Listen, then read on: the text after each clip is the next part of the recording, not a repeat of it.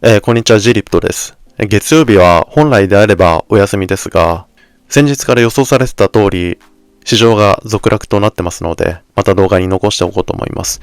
このチャンネルの動画はコインポスターの提供でお送りしております。コインポスターが主催するアジア最大級のブロックチェーン Web3 カンファレンス WebX が今年も日本で開催されます。開催日8月28日から29日、東京のザ・プリンスパークタワー東京で開催されます。先日のオードリー・タンの参戦に続いて、日本から岸田首相やスティービー・アオキ氏、また最近では、大悟氏の参戦も決まりまして、また話題になっております。なんとなく雰囲気知りたいという方は、去年の WebX 動画も期間限定で開放してますので、そちらもぜひ見てみてください。で、またこの WebX のチケットに関しては、概要欄のリンクから入っていただくと、通常価格よりも 20% オフで購入できるようになってますので、少しでも興味持った方いらっしゃいましたら、ぜひリンクから飛んでみてください。またメンバーシップの方でも、先ほど動画を公開しましたので、そちらもぜひ見てみてください。まず先日の雇用統計の結果から、米経済の悪化、そして日銀の利上げと、日経平均の急落が世界的にも大きく取り上げられてまして、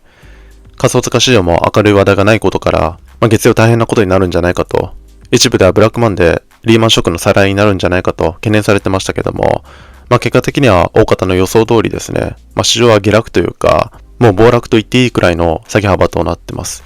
で、また仮想通貨市場もジャンプトレーディングがイーサリアムを売却しているのが話題になってます。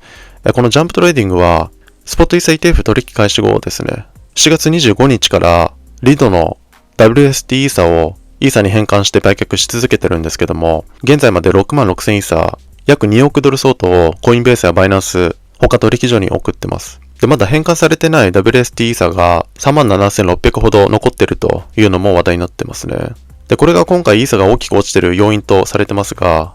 今までの流れやビットコインの下げ幅を見るとですね、これがなくても他から流出が出て同じような動きになってたんじゃないかなと、個人的には思いますね。で、また市場の下落に合わせて、イーサの新規アドレス、アクティブアドレス、トランザクション数ともにですね、急落してるのも話題になってます。価格に比例して、オンチェーン動向もしぼんできてる状況ですね。で、ETF の方も先週ですね、ビットコイン、イーサともに流出を記録して終わりましたが、本日休日明けとなる米市場、また厳しい展開になりそうですね。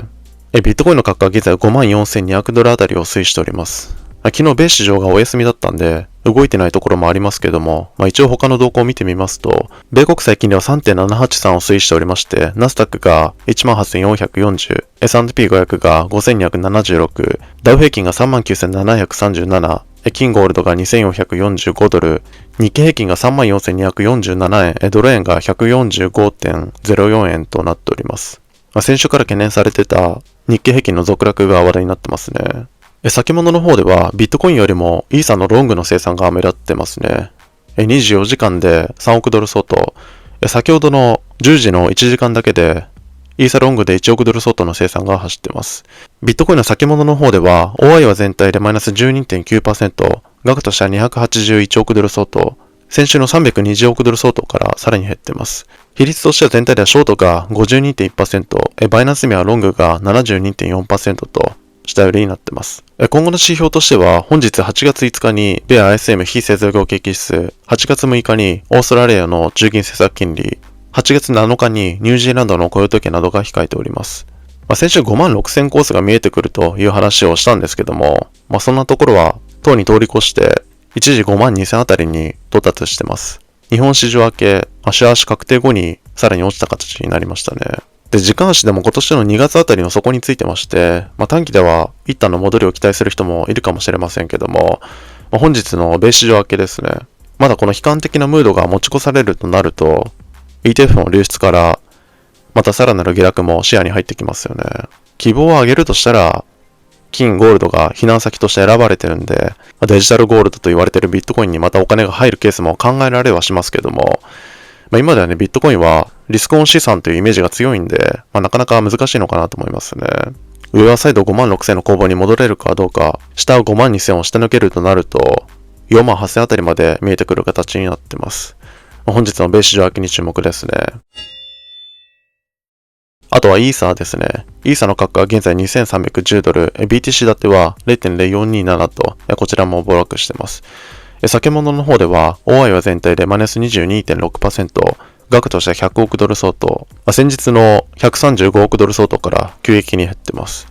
比率としては全体ではショートが 52.6%、バイナンスミはロングが 77.4% と下寄りになっています。こちらも先週、ビットコインの下落余地を考えると、まだ下がる可能性があるとお伝えしましたけど、それ以上のクラッシュとなってますね。こちらもドル建てでは今年2月の水準に戻ってますが、BTC 建ては2021年の2月以来の水準まで戻っている状態です。ビットコインの戻りで多少の反発は見込めると思いますけども、これも先日からお伝えしている通りですね、イーサ単独で明るいファンダがないんで、イーサだけで上に期待するのは酷なのかなと思ってしまいますよね。チャートだけ見たら、上は2800の攻防に回帰できるかどうか、下は2100のラインで耐えられるかが焦点になると思います。イーサの今後にも注目ですね。ちょっと今回は簡易的になりましたけど、とにかく本日の米市場明けですね。どのように動くのか注目ですね。今日はこのところですが何かありましたらコメントいただけるとありがたいです。良ければチャンネル登録とグッドボタンよろしくお願いします。